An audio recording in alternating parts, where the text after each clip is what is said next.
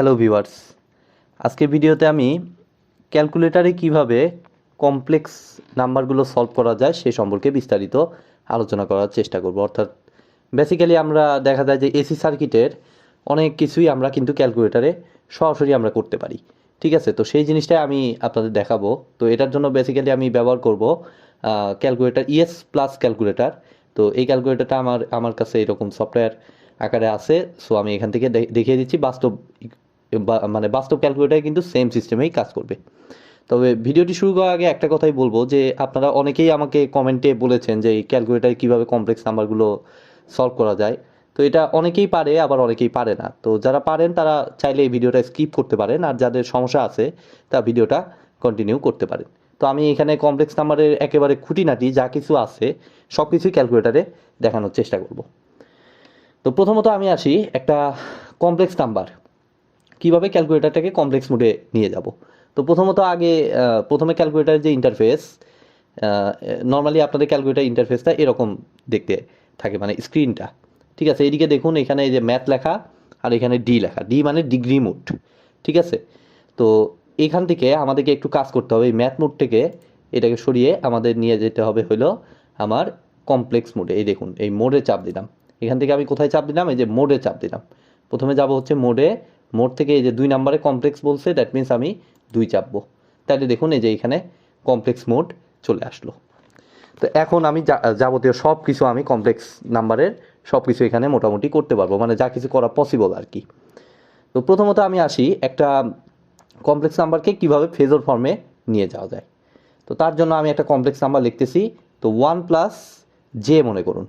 ঠিক আছে, তো 1 প্লাস জে কে ক্যালকুলেটারে এখানে প্রকাশ করা হয় হচ্ছে এই যে এখান থেকে আমার হচ্ছে ইংয়ের উপরে দেখুন ছোট্ট করে আই লেখা আছে। যখন আপনি কমপ্লেক্স মোডে নিয়ে যাবেন তখন আপনার এই ইং চাপ দিলে আই বাটনটা কাজ করবে।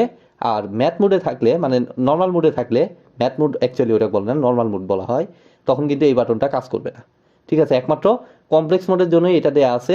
কমপ্লেক্স মোডে গেলে আমি দেখুন ইং চাপ দিচ্ছি, এখন কিন্তু আমার জে বলতে এখানে আই আকারে থাকে। বেসিক্যালি এই কমপ্লেক্স নাম্বারটা ইন্টারমিডিয়েটে যে ইয়েটা ছিল সেখানে কিন্তু আই দ্বারা কমপ্লেক্স নাম্বারকে প্রকাশ করা হইতো। ঠিক আছে, পরবর্তীতে দেখা গেছে যে সার্কিটের বেলায় আই দ্বারা আবার কারেন্টও বোঝায় দেখে এইটাকে মানে এসি সার্কিট করছে, সেটাকে জে দ্বারা প্রকাশ করছে। অর্থাৎ আই হচ্ছে আমাদের সেই বেসিক্যালি জে। তাহলে আমার উদ্দেশ্য হচ্ছে এটা ফেজর ফর্ম বের করা। তো ফেজর মানে হচ্ছে জাস্ট মডুলাস আছে, ম্যাগনিটিউড আছে এবং ফেজ আছে, তাই না? তো কিভাবে কাজ করব? জাস্ট একটা ইকুয়াল দেবো, এরকম 1 প্লাস আই, এই দেখুন আবার আমি টাইপ করে দেখাচ্ছি, 1 প্লাস আই দিয়ে একটা ইকুয়াল দেবো। তাহলে আমার এটা এখানে স্টোর হয়ে গেল। এখন আমি যে কাজটা করব, এখানে আসার পরে আমার দেখুন এই যে ক্যালকুলেটার এই যে 2 নাম্বার বাটনে হলুদ কালারে আমার কমপ্লেক্স দেয়া আছে। তো হলুদ কালারের যে লেটারটা, এটা বলতে বোঝাচ্ছে হচ্ছে হলুদ হচ্ছে এই যে এখানে যে এটা অ্যাকচুয়ালি অক্সিলিয়ারি ফাংশনের মতো। ঠিক আছে, হলুদ কালার মানে হচ্ছে এখানে শিফট দিয়ে এটাকে চাপতে হবে। যদি লাল কালারে থাকতো, যেমন এই যে এই পয়েন্টের এখানে যেটা দেখতেছেন র্যান ড্যাশ র্যান টিন, তো এই যে যখন আমি হলুদ কালার অর্থাৎ শিফট দিয়ে এটাকে চাপবো তখন এটা এই যে র্যান ড্যাশের কাজ করবে, আর যখন আমি আলফা দিয়ে এটাকে চাপবো তখন এটা র্যান ইন্টের মতো কাজ করবে। তো এটা হচ্ছে একদম বেসিক জিনিস। তো এখানে যেহেতু হলুদ কালারে আমার আছে, সো এখানে আমি শিফট দিয়ে আমি এই 2-এ চাপ দিলাম।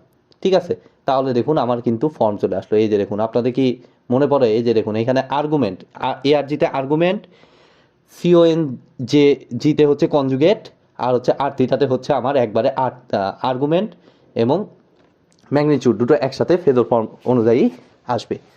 আর এটা এ প্লাস বিআই, যেটা অলরেডি ওই যে 1 প্লাস আই যেটা, এটাই, অর্থাৎ এখানে চাপ দিলে আবার এটাই ফিরে আসবে। ঠিক আছে, সো আমার উদ্দেশ্য হচ্ছে এইটা বের করা, আর থিটা বের করা। তাহলে আমি সিম্পলি কত নাম্বার আর থিটার কোড?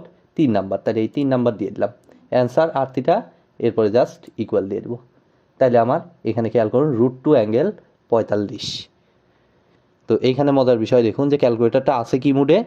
ডিগ্রি মুডে। ডিগ্রি মুডে আপনার থাকলে এইখানে অটোমেটিক এই অ্যাঙ্গেলটা অটোমেটিক বাই ডিফল্ট চলে আসবে হচ্ছে ডিগ্রিতে, অর্থাৎ এটা 45 ডিগ্রি বুঝাবে। ঠিক আছে, এখন আমি যদি এটাকে রেডিয়ান মুডে নেই তাহলে 45 ডিগ্রিকে রেডিয়ানে নিলে কত হয়? আমরা জানি যে π/4 হয়। ঠিক আছে, তো আমরা একটু দেখি রেডিয়ান মুডে কীভাবে নেব, যদি দেখতে চাই, আমাদের দেখা দরকার পড়তে পারে। তো সেটার জন্য আমরা এই যে শিফট দিয়ে মোড চাপ দিব। ঠিক আছে, তারপরে দেখুন এখানে ডিগ্রি মোড, রেডিয়ান মোড, এটা গ্রেডিয়েন্ট মোড, আর এইদিকে আরও কিছু অ্যাডভান্স অপশন আছে, এগুলো আমাদের লাগে না। তো আমি যে কাজটা করবো রেডিয়ান মোডে নেব। তো রেডিয়ানের কোড হচ্ছে 4 নাম্বারটা, তাহলে এই 4 নাম্বার চাপ দিলাম, দেখুন আর হয়ে গেছে এটা। তো আরতে রেডিয়ান। এখন আমি দেখুন এই 1 প্লাস আইকে যদি আমি দেই, তাহলে √2 অ্যাঙ্গেল π/4 আসার কথা, দেখি আসে কি না। শিফট দিয়ে আমি 2 কমপ্লেক্স, তাহলে হচ্ছে 3 নাম্বারটা, এই দেখুন √2 অ্যাঙ্গেল π/4ই আসছে। ঠিক আছে, তো এইভাবে আমরা ফেজর ফর্মে এটাকে নিতে পারি। তো এরপরে দেখুন আমার এই রেডিয়ান মুডটা আমি কাজ করব না অ্যাকচুয়ালি, আমি আবার ডিগ্রি মুডে পুনরায় কনভার্ট করে নিচ্ছি। এটা জাস্ট আমি দেখাইলাম কিভাবে আনতে হয়।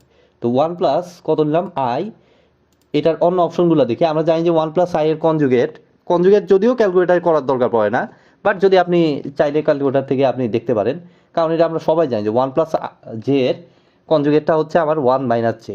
দেখি আসে কি না। তাই শিফট দিয়ে 2, এই দেখুন 2 নাম্বারটা বলছে আমার কনজুগেট।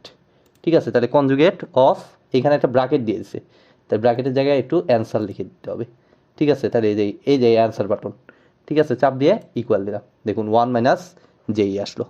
ঠিক আছে, আবার চাইলে আমার কত ছিল এটা 1 প্লাস জে ইকুয়াল দিয়ে শিফট, আমি চাইলে আর্গুমেন্ট শুরু বের করতে পারি। তো আর্গুমেন্টটা আমার কত আসছে 45 ডিগ্রি, যেহেতু ডিগ্রি মুডে আছে, তাহলে 1 দিয়ে আমি চাপতেছি, একে হচ্ছে আমার আর্গুমেন্ট অফ, আবারও ব্র্যাকেট মানে অ্যান্সার দিতে হবে, দিয়ে আমার এই ইকুয়াল, দেখুন 45ই চলে আসছে। ঠিক আছে, তো এভাবে আমরা এই কাজটা করতে পারি। তো এরপরে দেখুন এটা গেল আমাদের ফেজর ফর্ম বের করা। তো এবার আমি দেখবো হচ্ছে জটিল ইকুয়েশন, অর্থাৎ লাইক কীরকম ভগ্নাংশ আকারে কোনো একটা কমপ্লেক্স নাম্বার, সে মনে করুন যে এরকম, আমি একটা র্যান্ডম কমপ্লেক্স নাম্বার নিচ্ছি। কীভাবে নেব, জাস্ট এই যে এই ডিভাইডেড বাই বাটন দিয়ে আমি 1 প্লাস জে ডিভাইডেড বাই আমার হচ্ছে 2 মাইনাস জে, কথার কথা। ঠিক আছে, দিয়ে আমি একই সিস্টেমে আমি ইকুয়াল দিলাম। তাইলে এইখানে বাই ডিফল্ট যেটা শো করবে সেটা হচ্ছে এ প্লাস জে বি আকারের। ঠিক আছে, এটাকে এসডি দিয়ে আপনি দশমিকেও নিতে পারেন, 0.2 প্লাস 0.6 জে।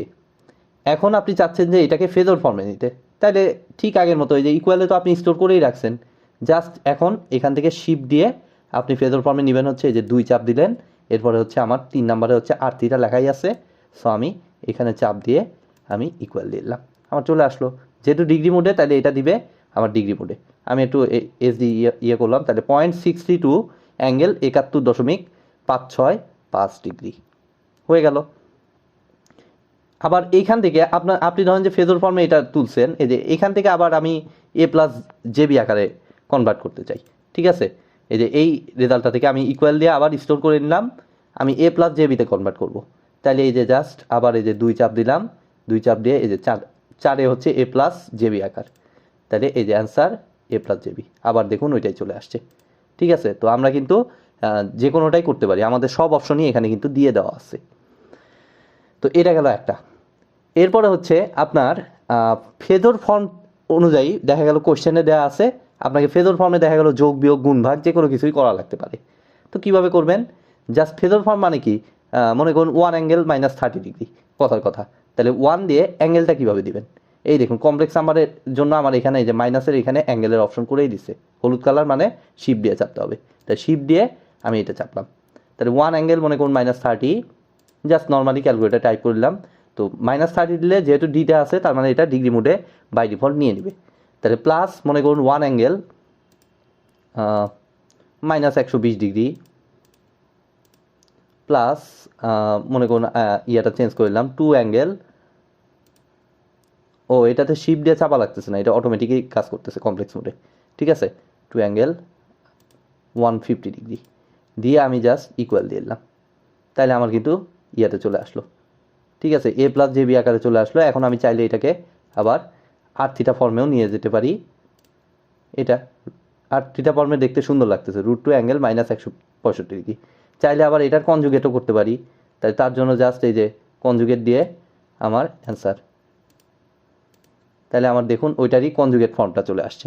ঠিক আছে, তো এভাবে কিন্তু আমরা এই ক্যালকুলেশনগুলো করতে পারি, লম্বা ক্যালকুলেশন। আপনি এখানে জাস্ট আমি সিম্পল যোগ আকারে দিছি, আপনি কিন্তু এইগুলো ভাগ আকারে গুণ আকারে যে কোনোভাবে আপনি দিতে পারেন। এগুলো আপনারা জানেন যে just 1 angle 30 degree plus 2 angle minus, সব মোডেই এখানে কাজ করবে। শুধুমাত্র পাওয়ারের ক্ষেত্রে আমার একটু ঝামেলা আছে। পাওয়ারেরটা এখন আমি দেখাবো। পাওয়ারের ইকুয়েশনগুলো আমরা কীভাবে করতে পারি সেটাও আমি দেখাচ্ছি। দেখুন নিচে আবার আমি মিক্স আকারেও দিতে পারি, লাইক 3 - 5j।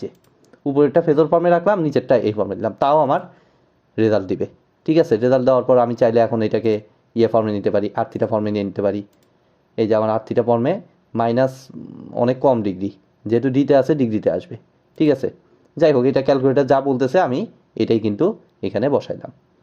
তাহলে আমরা কিন্তু অনেক কিছুই প্রায় জেনে গেলাম মোটামুটি। তো এবার আসুন আমার পাওয়ারের হিসাবটা। আমরা কমপ্লেক্স নাম্বারে পাওয়ারের ক্ষেত্রে আমাদের কিছু জটিলতা আছে, কিছু মানে আছে। কীরকম? তো আপনারা জানেন যে আই স্কোয়ার মানে জে স্কোয়ার, অ্যাকচুয়ালি এটার ভ্যালু -1 হয়। তো আমি কিন্তু এটা আই স্কোয়ার, এই যে পাওয়ারের ফাংশনে আমি যাচ্ছি, আই স্কোয়ার দিলে -1 আসতেছে।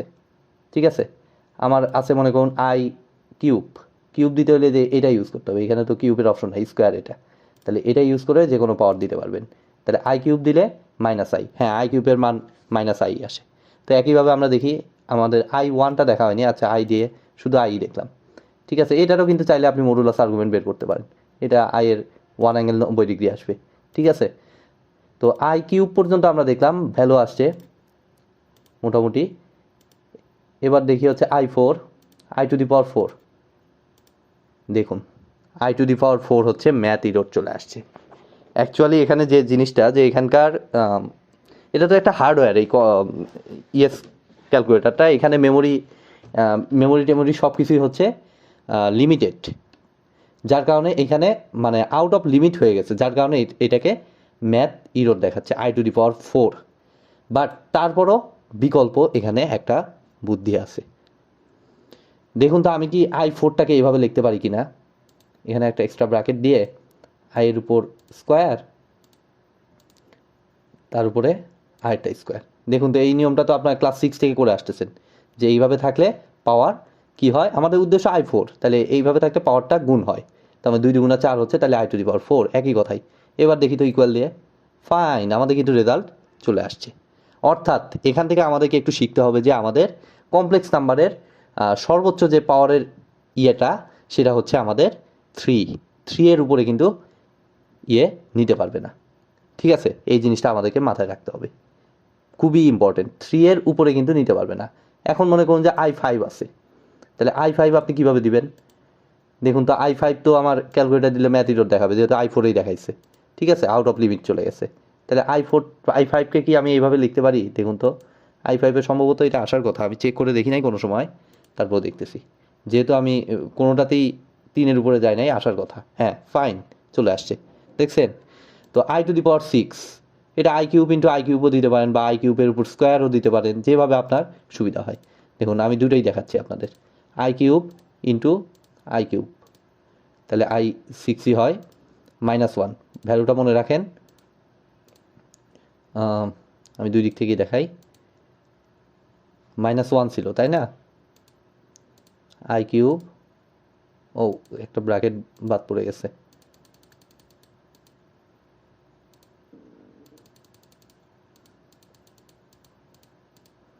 i³ উপর স্কোয়ার -1, দেখছেন সেম ভ্যালু।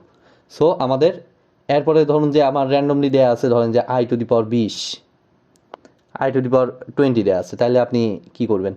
জাস্ট এটাকে ছোট ছোট অংশে আপনি ভাগ করে নিন। i³ কত পর্যন্ত নিতে পারতেছেন? i³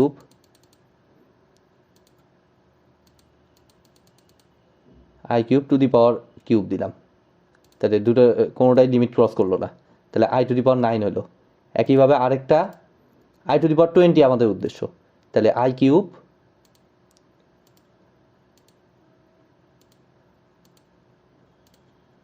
তাহলে 9 আর 9 18 হইলো, তাহলে এখন জাস্ট i² লাগে। দেখি আমাদের রেজাল্ট আসার কথা, চলে আসছে, সুন্দর। i⁻20 হচ্ছে আমাদের 1, অ্যাকচুয়ালি i⁻20 1ই হয়। ঠিক আছে, তো এভাবে কিন্তু আমরা এটা হিসাব করতে পারি। এরপরে চাইলে আপনি কিন্তু যে কোনো কমপ্লেক্স নাম্বারের ক্ষেত্রে, ধরুন যে এই জিনিসটা আপনার বললো এরকম 1 + i⁴, তাহলে এই যে 1 + i, তাহলে কীভাবে লিখবেন দেখলেনই তো। আবার এটাকে কিন্তু চাইলে 1 + i³ × 1 + i এভাবেও লিখতে পারেন, কোনো সমস্যা নেই। সরি, আমার উদ্দেশ্য হচ্ছে 4 স্কোয়ার, তাইলে আমার 1 প্লাস আই স্কোয়ার স্কোয়ার, এই দেখুন ভ্যালু চলে আসছে। ঠিক আছে, আপনি যে কোনো কমপ্লেক্স নাম্বারই কিন্তু এই সিস্টেমে করতে পারবেন। ঠিক আছে, আমার জানা মতে আই ইনভার্স ওয়ানও এখানে মেবি কাজ করার কথা, আমি একটু দেখি। হ্যাঁ, আই ইনভার্স ওয়ান কাজ করবে, ইনভার্স ওয়ানও করা লাগতে পারে অনেক জায়গায়, বাট আই ইনভার্স টু যতদূর সম্ভব কাজ করবে না। আই ইনভার্স টু, এটা দিই তো, হ্যাঁ আই ইনভার্স টু কাজ করবে না, অর্থাৎ এটার লিমিট হচ্ছে -1 থেকে 3 পর্যন্ত। তাহলে আই ইনভার্স টু কি নেওয়া যায় না কোনোভাবে? জাস্ট আপনি I inverse one into I inverse one করুন, সুযোগ লগাইদম অ্যাপ্লাই করুন, -1 পাওয়ার দুইটা যোগ হয়ে যাবে, তাহলে -2ই হচ্ছে আই টু দি পাওয়ার। তাহলে দেখুন তো ভ্যালু কিন্তু চলে আসতেছে। তো এভাবে কিন্তু আপনারা চাইলে যে কোনো কমপ্লেক্স নাম্বার কিন্তু ক্যালকুলেটারে সমাধান করতে পারবেন। আমাদের এসি সার্কিটের এই কমপ্লেক্স ক্যালকুলেশনগুলো করতে আমাদের কিন্তু এটা কাজে লাগে। তবে এই কমপ্লেক্স নাম্বার আমাদের বেশি ভোগায় হলো যে জিনিসটাতে, সেটা হচ্ছে ক্যালকুলেটারে এই ইএস ক্যালকুলেটার বা ইএসের আরেকটা আপগ্রেডেড ক্যালকুলেটার আসছে, ওই ক্যালকুলেটারেও এখন পর্যন্ত এই অপশনটা আমাদের দিতে পারে নাই যে কমপ্লেক্স নাম্বার এবং ইকুয়েশন সমাধান একসাথে করা যায়, এরকম কোনো অপশন কিন্তু এগুলো ক্যালকুলেটারে দেওয়া নাই। এটা করতে হলে আমাদের কিন্তু ম্যাটল্যাব ব্যবহার করতে হয়। ম্যাটল্যাব বা অন্য কোনো সফটওয়্যারও করা যাইতে পারে, অন্যান্য অনেক সফটওয়্যার আছে, চাইলে পাইথনেও করা যায় কমপ্লেক্স নাম্বার সমাধান, প্রোগ্রামিং ল্যাঙ্গুয়েজ পাইথনেও করা যায়। তো ওখানে এখানে কিন্তু আমাদের কমপ্লেক্স নাম্বার এবং ইকুয়েশন সলভ, বুঝতেই তো পারতেছেন কোনগুলা। এসি সার্কিটের যে মেশ অ্যানালাইসিস বা নোড অ্যানালাইসিস ছিল, সেগুলো কিন্তু আমরা ক্যালকুলেটার সমাধান করতে পারি না, সেগুলো আমাদের ম্যানুয়ালি ওই ক্রেমার্স রুল দিয়েই করতে হয় পরীক্ষার খাতায়।